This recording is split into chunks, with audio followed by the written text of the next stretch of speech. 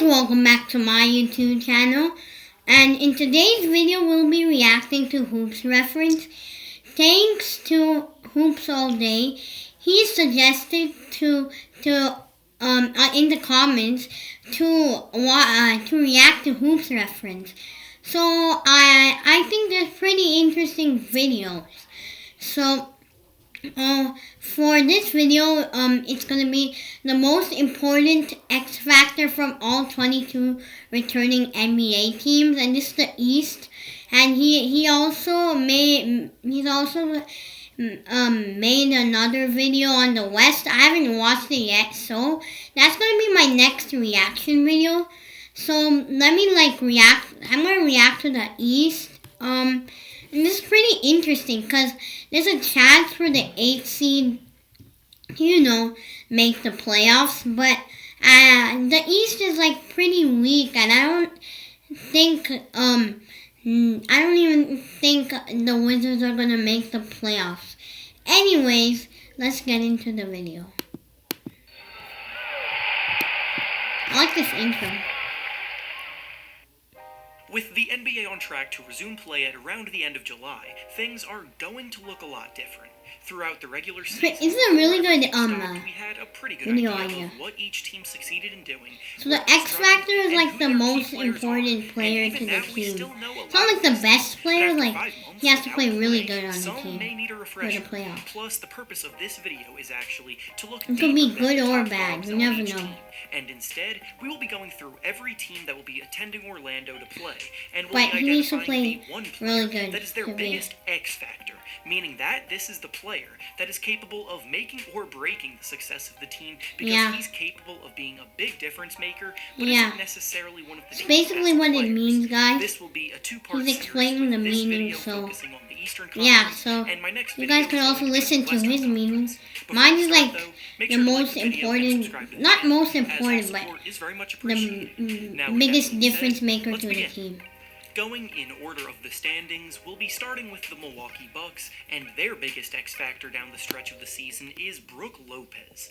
The Bucks have one of the most dominant defenses not only in the league this year, but numbers suggest Brook Lopez has to be a good three-point shooter. A lot of the shine as a dominant two-way player. This year he was not that good. Pointed out that Lopez very well might be the team's best defender and key to success on that end of the floor. Yeah, he played really good defense this year. A very impactful when Giannis is not on the floor, then you really need Brook Lopez, because he'll help you with defense. And he's not a bad offensive player. He could get fire from 3, but this year he didn't do that good. So Brook Lopez, I agree. He very well might be able to break that shooting slump, and if Lopez starts knocking them down while also contributing elite defense, the Bucks will be even scarier than they already are. The next team in the standings is the Toronto. I totally agree with this. Really good three-point shooter this year, Terrence Davis. Really underrated NBA player. Low-key finds in the whole league this year, because after going undrafted, he became a steady and reliable member of the rotation of the defending champions. He scores the ball efficiently, making 46% of his shots and about 40% of his threes. He's he's a good three-point shooter. And he's a pretty good defender too. And he's a good 3-and-D NBA player. Being near the end of the rotation, so he does his work in short stints. The thing is, though, that usually rookies take a big leap from year 1 to year 2 because they get a full off season as a professional. But with this 5-month break, I'm anticipating that he's been working hard, and as a result, will be even more comfortable in the league when it comes back. He should definitely get more minutes than Patrick McCaw in the rotation when they. I think he could be a good difference maker in the playoffs, like how Pascal Siakam was. The next team in the standings, next year, he was not like a Pascal Siakam, maybe like an OG Anunoby. Yes, Marcus Smart. Good defender, and he's a good passer and good scorer. Smart is the heart and soul of the Celtics. He can fill in and play a bunch of different roles, kind of like a Swiss Army knife. And his disruptive, intense defense. His defense is really good too. Whether he starts or comes off the bench, he's trusted as a top contributor perimeter and makes so many big plays. And with his he's a really good playmaker. Like, no one really knows that. Like, I think he has underrated playmaking skills. He's still a bit inconsistent from the perimeter, but when he's on, he can catch fire quickly. Yeah, from 3 and things open up for guys he could like really pass the ball really well. And at that he could really do like everything actually. The next team up in the standings is the Miami Heat, and their biggest X factor Jay Crowder is Jay Crowder. A good 3-point shooter. The team late in the season when he was attached okay, I agree with this. Andre Iguodala in a trade, and while Iggy got a lot of attention as the guy that was expected to become the team's like X factor, Jay Crowder is like did pretty good, but Iguodala didn't like do too good with the Heat. You never know, Andre Iguodala could pick it up in the playoffs. From 3 with the Memphis Grizzlies. But once he arrived in Miami, he turned things around quickly. And in 13 from them, he's averaging 11 points per game while shooting an impressive 44% from the field and 39% from 3. Crowder's an experienced veteran that has played big games throughout. So yeah, he's pretty experienced. He's been in a lot of teams so far, but still, he's a really key player on my team. The team filled with young, inexperienced talent can find a good. Yeah, he could be like a good for the playoffs. leader. Yeah, exactly. Next up in the Malcolm Brogdon. Indiana Pacers. Totally agree with this. Upon return is Malcolm a good playmaker, good at scoring the ball, really unselfish. Expectations. And in some ways this year, he's lived up to the hype, but in other ways, he's faltered a bit. Now being used as a lead guard with more freedom to create, his playmaking has resulted in him averaging a career-high 7 assists per game, which is definitely a good thing. He's averaging a lot of assists. And he actually got his chance, like in Milwaukee, he was not the starting point guard. I think he could have been starting point guard over Eric Bledsoe. That efficiency has taken a dip. Good point guard. Could be an all-star player in the league. Game, but he's only shooting 44% from the field and 31% from 3, both being career lows, and overall, it's slightly below league average. With Victor Oladipo likely coming back healthier and ready to take over as the number 1 option on the team, this could mean Brogdon can settle into more of a comfortable secondary role, which then could result in his play improving. Next in the standings is the Shake Milton for the 76ers. I remember that big night, I think, where he had scored like against the Lakers, I think. Because after being a late second, he's a good bench player, actually.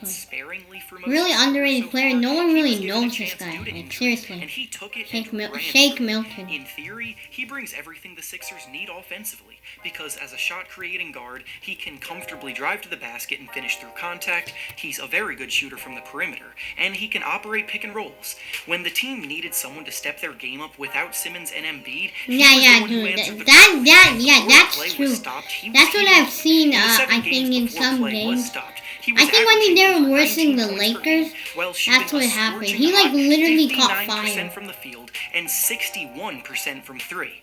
Obviously, those are not numbers that anyone should expect him to maintain, but it shows that he can be a valuable offensive contributor, and he might even be the missing piece that the Sixers have been looking for. Could be their secret weapon. Is the Brooklyn Nets, and their biggest X factor upon return is Joe Harris. Because he's lights up from the 3 ball. Have either Kyrie Irving or Kevin Durant when play resumes, which means they're going to need some role players to really step up their play. You know what? No, I think the X factor would be Caris LeVert. Because whenever Kyrie Irving's out, he's just a really good scorer for the team. Or even Spencer Dinwiddie. Like, even Spencer Dinwiddie plays good when Kyrie Irving's out. But I think it will be Caris LeVert for me, because obviously Kyrie Irving was out, and Caris LeVert scored like 50 points, right? I think 50 points against the Celtics. But while he faltered on the big stage last season, perhaps he'll be more comfortable with more experience. I think even though Joe Harris is a lights out 3-point shooter, like that's the only thing he can really do. The next team up in the standings is the Orlando Magic, and their biggest X factor upon return is Terrence Ross. Ross signed a nice Terrence 4-year, Ross, $54 million contract this summer. Yeah, but true, his but play like on the I'm season also has been thinking pretty maybe up like and down. Markelle Fultz. This is dude. how he's been as a player Because for most of Markelle his career, Fultz, like but don't when he's sleep on on, he Markelle can really Fultz. Like tilt things in favor I of his think team. like Because the Markelle Magic will Fultz could be likely pretty good in the seed in playoffs. it means they'll be playing I the think Bucks, Markelle who are Fultz incredibly might talented be top to bottom like and perform he's a well on good both ends of the defender, floor. So and what when the he's Magic on the need in court, order to even his have a playmaking remote is really chance of good. So winning I think is a guy Markelle capable of Fultz. catching fire and making things happen in a short amount of time. But And that's truly, exactly what could be Terrence someone Ross's when game someone's is. injured. It by Terrence no Ross. means is guaranteed because he is very inconsistent, but he does have it in him. And It could, finally, because the last team from the don't East that will sleep be on playing in Markelle Orlando Fultz. is the Washington Like Wizards. he And could while be an it's a all-star long shot for point them to make guard. the playoffs, I their believe X in factor it. is I Rui still Hachimura. believe in The Wizards him. don't exactly have a lot of talent, so making one final push to the playoffs will by no means be easy, and Bradley Beal will have to continue to carry them a ton when he begins to play.